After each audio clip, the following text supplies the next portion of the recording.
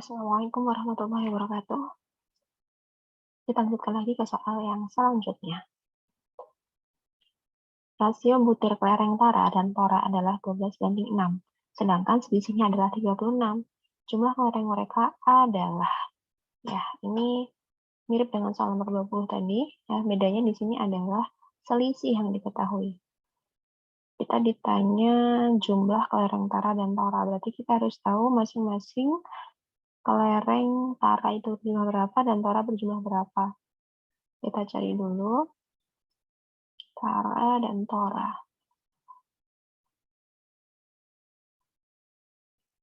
Tara itu punya perbandingan 12 dan tora itu 6. Karena di sini yang diketahui selisih, maka kita kurangkan ya.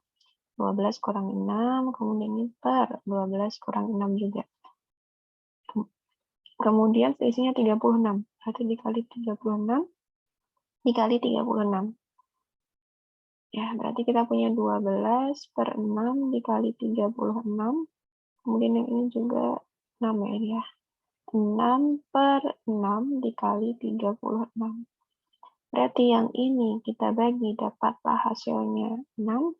Ya, 12 kali 6 berarti 2 kali 6, 12, 72 ya. Kemudian 36 bagi 6, 6 berarti sudah 36. Nah, kemudian yang ditanya adalah jumlah. Berarti tinggal kita jumlahkan saja mereka.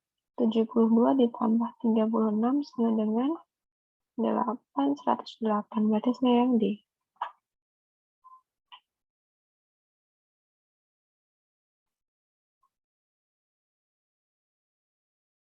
Soal nomor 22, Pak Rendra membuat market dengan skala 1:1000. Jadi market itu seperti peta gitu ya. Desain untuk pembuatan dalam suatu proyek bangunan contohnya. Nah, di sini marketnya digambarkan untuk membuat kawasan sekolah Quran Darul Fatah yang memiliki tinggi gedung sebenarnya itu 200 meter. Tinggi gedung dalam market adalah, nah jadi di sini kita ingat bahwasanya ketika kita punya rumus untuk mencari skala itu adalah skala itu jarak pada peta ya, dibagi jarak sebenarnya ya, JP per JS ya. Nah di sini skalanya itu adalah 1:1000, berarti 1/1000. Nah penulisannya seperti ini ya, 1:1000 berarti 1/1000 artinya. Kemudian di sini yang ditanya adalah tinggi gedung dalam market. Berarti yang ditanya adalah JP-nya ya. Ya ini tinggi gedung sebenarnya yang diketahui, berarti JS. Nah selanjutnya berarti JS-nya kan bisa kita ganti dengan 200 tadi ya, 200 meter. Nah, berarti tinggal kita cari saja JP-nya berapa. Berarti di sini kita bisa dapatkan 200 per 1000 itu sama dengan JP ya. Kedua-dua sama-sama dikali dengan 200. Berarti kita punya, ini kita bagi ya. Berarti hasilnya 2/10, 2/10 itu berarti 0,2. Ya, JP-nya adalah 0,2. 0,2 masih dalam bentuk meter, sedangkan yang ditanya adalah sentimeter. Berarti sama dengan, kalau dalam meter diubah jadi senti, berarti dikali dengan 100 ya. Jika kita punya tangga, kalau ada meter, desimeter, sentimeter, kemudian milimeter. Nah, berarti di sini turunnya sebanyak 2 kali, berarti dikali 100. Nah, berarti di sini kita dapatkan 20 cm. Jawabannya yang C.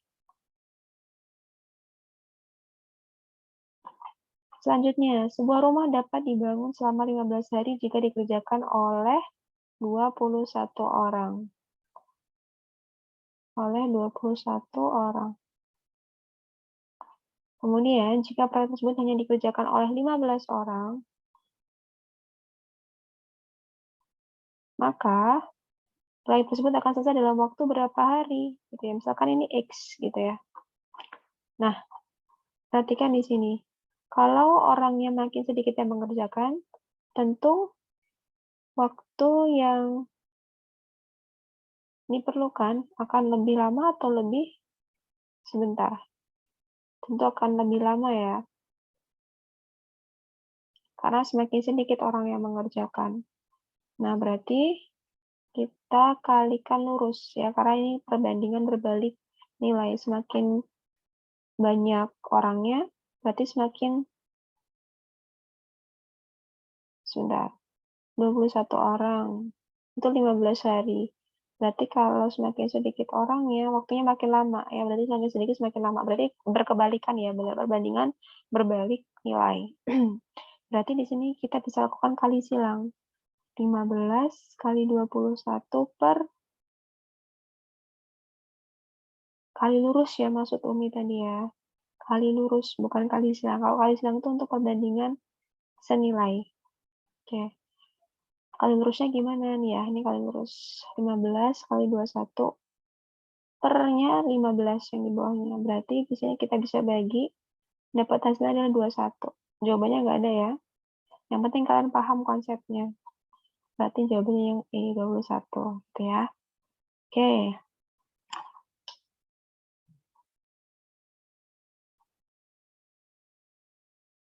Kita lanjut lagi ke soal selanjutnya. Nomor 24. Suatu pekerjaan yang dikerjakan oleh 2 orang profesional akan selesai dalam waktu 3 hari. Yang 2 orang profesional itu mengerjakan dalam waktu 3 hari. Ini profesional ya. Kemudian pekerjaan yang sama akan selesai dalam waktu 6 hari jika dikerjakan oleh 4 orang non-profesional. 6 hari. Nah, berarti satu harinya, satu orang profesional itu bisa mengerjakan, bukan, satu orangnya ya.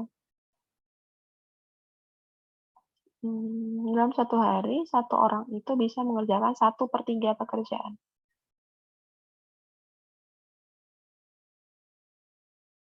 Nah, ini satu orangnya. Ini satu orang profesional. Kemudian satu harinya 1/6 pekerjaan, ya kan? Karena 4 orang itu 6 hari, berarti satu harinya satu orang itu bisa mengerjakan 1/6 pekerjaan. Ini untuk satu orang non profesional, gitu ya. Nah, jika pekerjaan itu dikerjakan oleh satu orang profesional dan 2 orang non profesional, maka pekerjaan itu akan selesai dalam waktu berapa hari? Nah, berarti kalau satu orang profesional, ya kan, tadi kan 1/3 pekerjaan ya.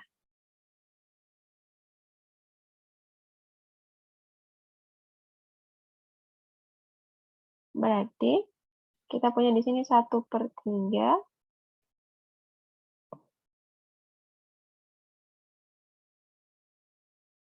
Ya, sebentar.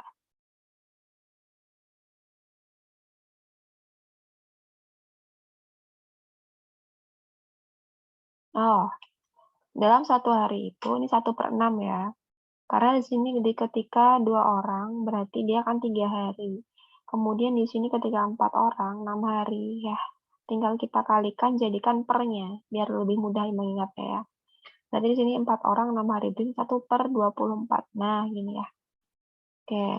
Berarti di sini kalau satu orang profesional ya, berarti kan di sini kita punya 1P ya, satu orang profesional ditambah 2 orang non-profesional gitu kan ya. Berarti kita punya 1/6, nah ya tadi 1/6 ditambah 1/24. Nah, di sini kita samakan penyebutnya, berarti per 24 semua ya. Nah, 24 dibagi 6 kan 4 ya, 4 kali 1, 4. Berarti di sini kita punya, nah kalian 2, berarti sini dikali 2. Nah, kurang di sini ya. Karena kalau 1/24 kan tadi kan cuma satu orang non profesional, karena ada 2 berarti kita punya 2 kali 1/4. Nah, berarti di sini 2. Nah, ya, kurang pasnya di sini. Berarti kita punya 6/24. Nah, 6/24 ini itu yang dikerjakan oleh 1 orang profesional dan 2 orang non-profesional. Nah, untuk mencari harinya, ya berapa harinya? Berarti kita bisa gunakan 24/6. Tinggal kita balik aja. Berarti adalah 4 hari. Ya, ini jawabannya adalah 4 hari. Kalau misalnya ada satu orang profesional dan 2 orang non profesional yang bekerja bersama. Nah, ini ya. Oke, kita akan dicermati lagi ya. Kita ulangi lagi. Jadi kalau 1 hari, karena 2 orang bekerja selama 3 hari, berarti 1/6. Ya, pernya dari mana? Kalikan saja 2 kali 3. Ya, biar mudah mengingatnya. Kemudian 4 orang itu 6 hari, berarti 1 harinya mereka punya 1/24 pekerjaan yang dikerjakan oleh 1 orangnya. Gitu ya. Jadi 1 orang profesional dan 1 orang non-profesional. Kemudian karena yang ditanya 1 orang profesional dan 2 orang non-profesional, berarti 1 orang profesional tadi kan mengerjakan 1/6, berarti 1/6. Kemudian 2 orang non-profesional, 1 orangnya berarti 1/24 dikalikan 2, karena ada 2 orang, berarti 2/24. Tinggal samakan penyebut, kemudian tukar posisi ya. Nah, tadinya pembilang jadi penyebut, yang penyebut jadi pembilang. Berarti 24/6 dapatlah harinya, yaitu 4 hari. Gitu.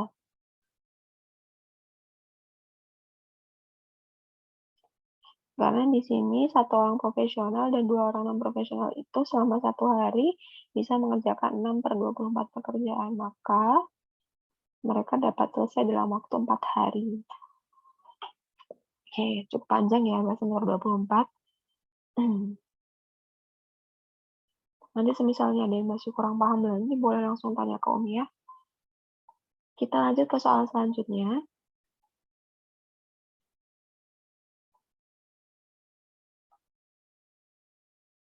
Pak Anggi membeli 1 lusin baju muslim seharga 432.000. Jika Pak Anggi hanya membeli 2 buah baju saja, maka harga yang harus dibayar adalah berapa? Oke, 1 lusin itu ada 12 buah baju. Berarti kita tinggal bagi saja 432.000-nya dengan 12 supaya kita tahu harga satu bajunya berapa. Ya, berarti 432.000 kita bagi dengan 12 ya. 12 itu kita kalikan dengan 3 ya. Berarti 43 dibagi 12 itu 3 ya. 36. 36 berarti masih sisa 7, 72. 72 itu berarti dapatnya 6. Berarti 36.000 untuk satu buah baju. Jadi kalau 2 buah baju, ya sudah, 2 dikalikan dengan 36.000 saja. Hasilnya adalah 72.000. Jawabannya yang A. Oke, lanjut lagi. Nomor 26. Ayu membeli 20 kg buah apel seharga 500.000. Kemudian Ayu menjual jeruk tersebut seharga 20.000 per kilogram. Dikarenakan sudah tidak segar lagi. Berapakah persentase kerugian yang dialami oleh Ayu? Berarti di sini kita cari harganya. Harga normalnya kalau misalnya kita supaya tidak mengalami kerugian. Gitu ya. Berarti di sini kita punya 500.000 dibagi dengan 20. Berarti kita punya harganya itu adalah 25.000 ya. 50 bagi 2 kan 25, berarti 25.000. Nah, ini harga normalnya kalau misalnya dia tidak mengalami kerugian gitu ya. Tapi karena tidak segar lagi, dia menjualnya hanya 20.000 gitu ya. Nah, kalau 20.000 dikalikan dengan 20 kg, berarti 20 kali 20.000. Berarti 400.000 ya. Nah, 400.000. Berarti sebenarnya tanpa kita mencari ini, kita sudah bisa langsung menentukan berapa kerugiannya ya. Berarti tinggal 500.000 dikurangi 400.000. Berarti ruginya itu adalah 100.000 ya kan? Karena dikurangkan saja. Berarti untuk mencari berapa persentasenya, tinggal tadi ruginya berapa dibagi sama harga aslinya dikali dengan 100%. Berarti di sini kita tinggal bagi, ya berarti kita punya 100/5% gitu ya. Berarti kita punya 20% kerugiannya. Jawabannya yang D.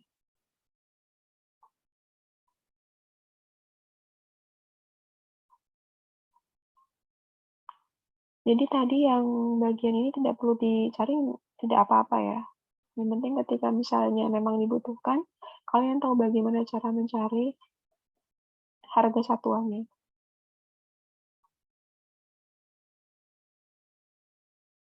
Oke, soal nomor 27. Pak Riko menabung di bank sebesar 5 juta. Pihak bank memberikan bunga tunggal sebesar 0,2% per bulan. Jika Pak Riko menabung selama 5 bulan, besar uang yang tidak boleh diambil oleh Pak Riko agar terhindar dari riba adalah berapa? Oke, karena dia di sini per bulan ya tadi bilangnya. Nah, berarti kita cari dalam 1 bulan itu Pak Riko dapat bunganya berapa? Gitu ya. Berarti sama saja kita kalikan 0,2% dikalikan dengan 5 juta. Ya, 0,2% itu sama saja 0,2/100 gitu kan ya.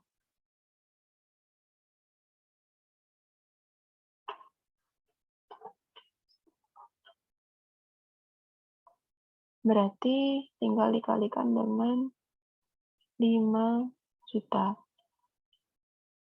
Nah, ini berarti kita bagi, berarti sama saja 0,2 dikali 50.000.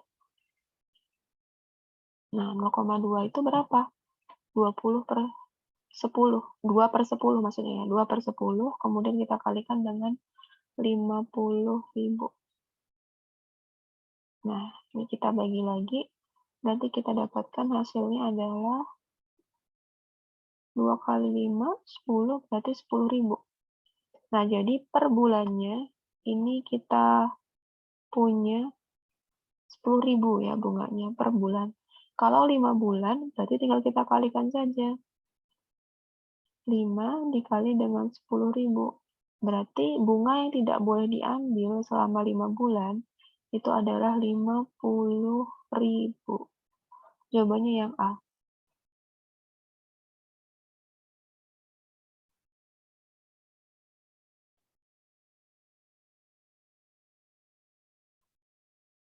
Nomor 28. Yunus membeli sepatu seharga 300.000. Ternyata sedang ada diskon sebesar 50.000.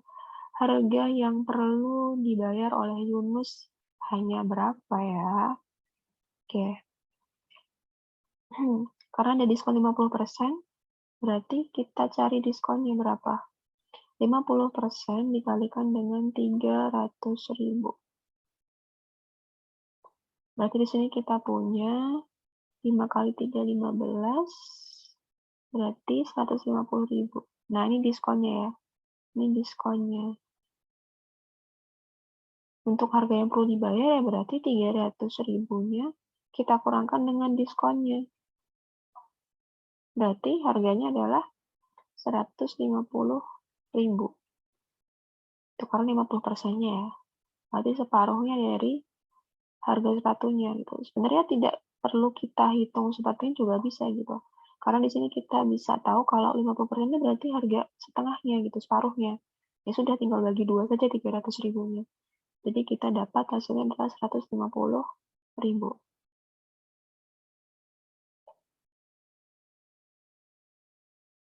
Soal selanjutnya nomor 29. Seorang pedagang membeli buku seharga 80.000. Jika pedagang ingin memberikan diskon 50% dan ingin tetap mendapatkan keuntungan sebesar 20.000, maka harga yang harus dipasang pada label adalah. Nah, ini ya. Harga yang harus dipasang pada label. Berarti kita bisa cari dengan cara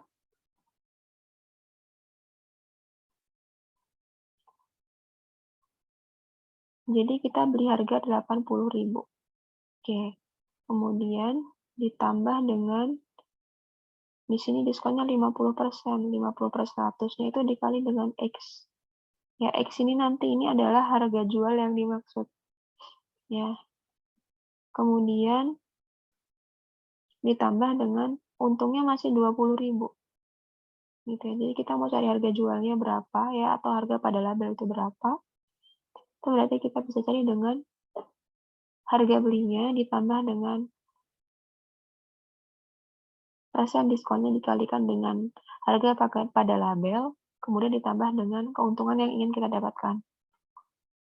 Nah, berarti di sini kita operasikan yang sejenis ya. Di sini kan sama-sama punya variabel X. Kita kumpulkan berarti kita punya X min 50 per 100 X sama dengan 80.000 ditambah 20.000. Berarti adalah 100 ya.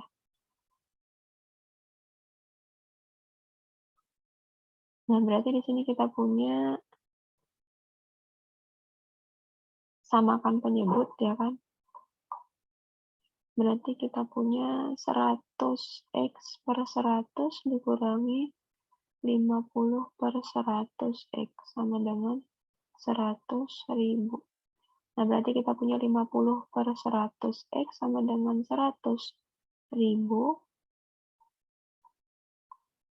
Berarti kita punya x-nya sama dengan 100.000 dibagi 50 per 100. Itu kan ya. Kalau pembagian itu kan jadinya perkalian ya. Supaya kita bisa memudahkan untuk perhitungannya. Berarti kita kalikan dengan 100 per 50. Kalau jadi perkalian berarti dibalik ya. Yang pecahan ini dibalik. Berarti X-nya sama dengan kita punya ini kan berarti 2 ya. Nah, berarti kita punya hasilnya adalah 200.000. Supaya kita dapat untung sebesar 20.000. Oke, jawabannya adalah yang D.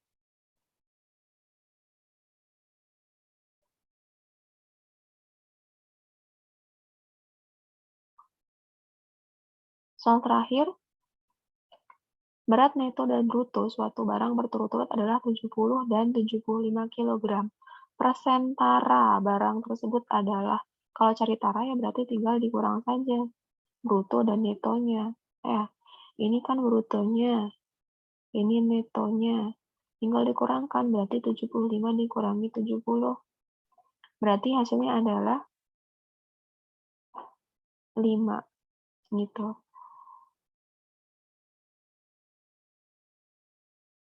Berarti jawabannya adalah yang 5. Oke, karena di sini yang ditanya persen ya. Jadi ini kita anggap sebagai persentasenya adalah 5%. Gitu.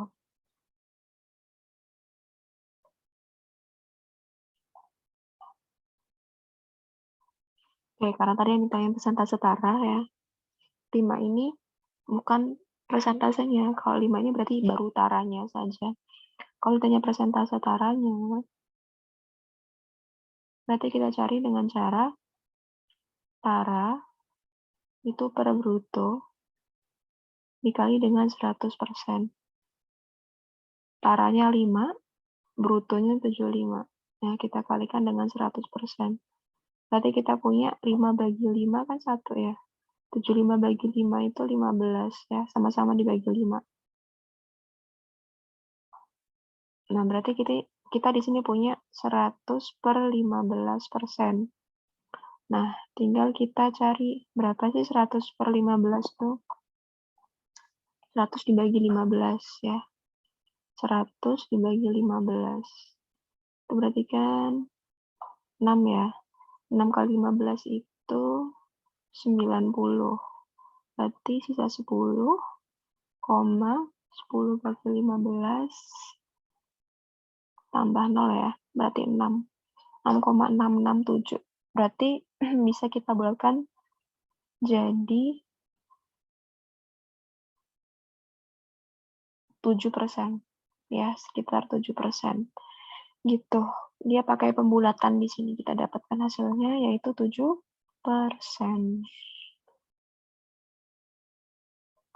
Oke, cukup untuk pembahasan soal kita kali ini. Semoga berhasil. Semangat.